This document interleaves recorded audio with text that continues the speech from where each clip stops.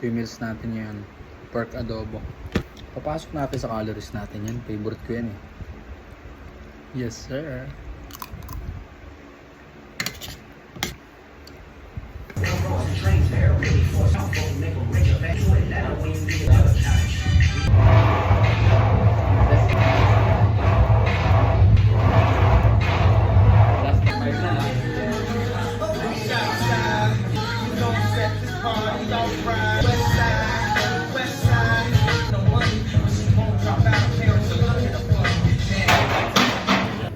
Cute!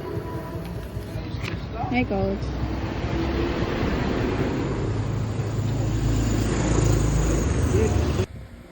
Malaki ng maset. Ito na una. Naubos na ang chicharon. Ito naman next.